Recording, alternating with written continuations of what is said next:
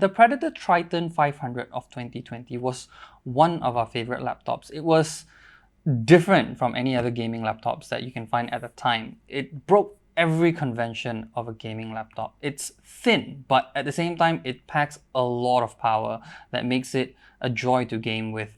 And for us, it's not really a gaming laptop, it's also a content creation beast. We can take it anywhere and it'll just work. And it's light, it's lighter than gaming laptops, so we can use it for our work anywhere and it'll just work. There's a small sacrifice with cooling because it's so thin, and probably a little bit on battery life because of its heat management, obviously, but it was just the best and we really like it. Now, as far as we can tell, it looks different from the Triton 500 of old, but it still packs all the same things that made the Triton 500 special, except now it's been upgraded for 2022. The one that we have here is the most powerful one that they are offering, and it's going to cost you 12,999 ringgit, which is quite steep. So is it worth that price, or is it even worth the Predator name? We find out.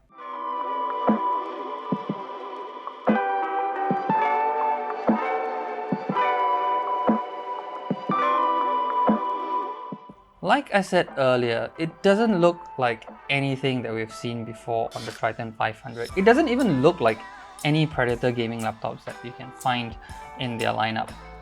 It's all clean lines, there's no protruding logo, there's no shining logo anywhere, and there's less sharp angles here. Now, there's a very good reason for that. Now, we've spoken to Acer about the design language of this Triton 500 SE, and they told us that it's not meant to look like a gaming laptop. That is because also they're not trying to sell this to the usual gamers. They're selling this to gamers who have a professional life, who needs to take this into a boardroom. So it looks like a normal laptop, looks like a normal thin and light. Instead of the usual black color that we used to for Predator laptops, this is more gunmetal gray, more professional.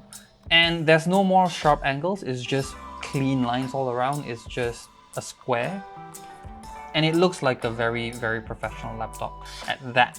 Now, there's also no more Predator logo here, it's just this small engraving. That's kind of a hint of this is a gaming laptop and there's a lot of power in this. So beyond the outer shell, most of the things that you get inside, well, at least when you open it up, is the same as the Triton 500. The keyboard layout at least is the same, but it's a different keycap to fit that professional look.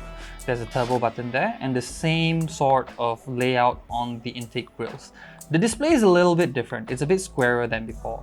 Instead of 15-inch, now it's 16-inch, and it has 16:10 aspect ratio instead of the usual widescreen. Some may call this a little bit of a lazy follow-up design, but we don't think so. While it's quite featureless, and some people may just say that this is a slab of aluminum on top of very powerful hardware, we kind of think that Acer's trying to reach to a different market. They're trying to do something different here. And for us content creators, this looks like something that we can actually easily bring to the clients and they won't actually be intimidated by it. It looks professional.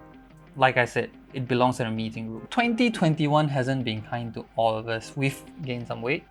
And it hasn't been kind to the Triton 500 as well, as we can see, because it's gained some weight and heft. It's gained 0.2 kilograms in weight and 2 millimeters in thickness. That brings the total up to nearly 2.5 kilograms, which is still not very heavy, and 19.9 millimeters, which is still under 2 cm and is still very, very thin for a gaming laptop. But at least it gained a few extra features over the old Triton 500. Now it's got an SD card reader, which is a very good addition and very welcome if you're a content creator. It's got an extra USB-C port now in place of a mini DP port that was in the Triton 500 and it was kind of problematic. And now it's got a fingerprint sensor as well, which is very nice for security. But we lost something that kind of separates the high-end gaming laptops to entry-level gaming laptops, and that is the per key RGB. On this one, the Triton 500 SE is a 3-zone RGB, but at least the keycaps are a bit nicer. They're a bit more tactile than before, so that's a bonus. In terms of audio, this comes with DTS-X audio that came from before, but somehow it seems on this one, at least at maximum volume, it's a bit louder than before. And that's a good thing as well, because It is louder than the fan when you put it on maximum speed. To control your fan speed, there is the Predator Sense with a Predator Sense button here. That didn't change from before. Even the look of it did not change. And also you get the turbo button for a one-click overclock and maxing out your fan straight away without going through Predator Sense like before. And then you get this brilliant display over here. We've lost some speed at 165 Hz compared to 300 Hz from before, but we gained a lot in resolution. It is now a 2560 by 1600 resolution display, which you can look at it as a 2K plus display, and this is a very brilliant display. It is an IPS display that covers 100% of sRGB color gamut, which also means that you can color correct on this laptop without using a secondary display. The only qualm we have is that it's not using a glossy display, which would be more beneficial for content creators because the colors pop even more. Like we mentioned, it is a 16 by 10 aspect ratio display, and that also means you get a little bit more height. We kind of think that every laptop that is produced from here now on should come with a 16 by 10 display because of this taller aspect ratio, and we get to see more from our work.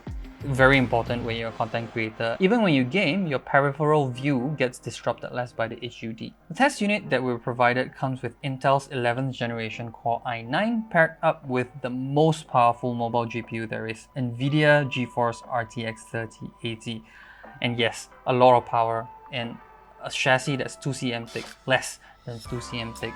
So thermals could be an issue, but Acer says that the 5th generation Aero Blade can handle the problem. At least according to Predator Sense, the 5th generation Aero Blade seems to be working quite well here. It's keeping the temperature around the mid 40s to high 40s when it's idle. This is in degrees Celsius as well, which is pretty decent. And at the same time, it's very quiet, so you can work on it and not disturb your colleagues. Of course, we have to game on this. This is a Predator laptop after all. You want to game on this. We played F1 2021, Red Dead Redemption, Shadow of the Tomb Raider, and even Call of Duty Modern Warfare on this thing. And all of them we play on turbo mode. And let us tell you, when you turn on the turbo, the fan is really loud. You can hear it. In Call of Duty Modern Warfare, we get about 81 frames a second, which is really good, and sometimes we're hitting about 90 frames a second. There is some noticeable stutters from time to time though, which can be quite distracting for first-person shooters, but it's not a very big issue in single-player games. And then we played F1 2021, which hits about 100 frames a second on average. We still can't hit the 165 Hz limit on this thing, but everything was on Ultra on F1 and everything looks really good. And there's no stutters this time, so we really enjoyed the game. And then later we played Shadow of the Tomb Raider, and we set it up to the higher setting, and it still averages about 90 to 100 frames a second, which is also a very big testament to how much power this thing packs. And then there's Red Dead Redemption, which is a huge game. It's still a very big game, still very beautiful to look at, and at its highest settings you get about 60 to 70 frames a second, which is really good for a cinematic game like that. And then there's the important aspect of what this is made for: work. Okay, for us that is content creation, and we use Adobe's Creative Suite a lot on this. We use Adobe's Premiere Pro to edit all our videos and to export all our videos. Video rendering times on this laptop is short, really short. We rendered a 2-minute 40-second video with minimal overlays, and no color correction on it. Source files are in 4K 60 frames a second and in MP4 format. It took about 2 minutes and 15 seconds for a full HD to be rendered on this laptop, but it goes down to less than 2 minutes once you turn the turbo on. It may not sound like a lot, at least for full HD. When you're rendering 4K videos though, it comes out at 8 minutes and 43 seconds for the 4K video. That's without the turbo on. Once you turn on the turbo, it cuts out a whole minute out of the video rendering time, which is great. If you're looking for a 4K workflow and on the go, this is one device for you. In our daily use case, we usually have about 5 to 10 tabs Firefox browser open. And at the same time, we also have 2 to 3 Microsoft Word windows open. We don't really edit videos while it's on battery. And we set our speakers usually to 20% for music listening through Tidal. And sometimes we actually connect Bluetooth devices to it, like our Bluetooth earphones. We also set this laptop, of course, with with NVIDIA's Optimus. We turn off basically the discrete graphic card just to save more battery. And still, we got only about 2 hours and 20 minutes, which is not very long, to be fair. In our daily use case, we never turned our power management mode to battery saving mode, and we kept the brightness high because sometimes we're working in cafes and natural lighting tends to be a bit glaring, so we need that brightness. At the same time, also, this laptop packs a punch. It packs a Core i9 and an RTX 3080, as we mentioned earlier. So battery life at 2 hours and 20 minutes. While it's short, it's kind of understandable with the kind of power that you're getting here. Now comes the most painful part, its price. It's 12,999 ringgit, this one. You can get a less powerful one, and that packs a Core i7 and an RTX 3070, but it is still 8,999 ringgit. Now, for them to fit everything into this thin package and keep it somewhat light and have a reasonable battery life, they have to turn down the TDP of the Core i9 and the RTX 3080, which also means that this won't be as powerful as, let's say, a full-size gaming laptop that you can find in the market or whatever that is priced the same. But at the same time, this is still thinner than your textbook, so it is still a very powerful package for what it is. In some sense, you're getting a lot of laptop for the kind of money that you're paying. You can regard this as a desktop replacement if you like, because of the Core i9 and the RTX 3080, which is closer to a 3070 in real life and on desktop.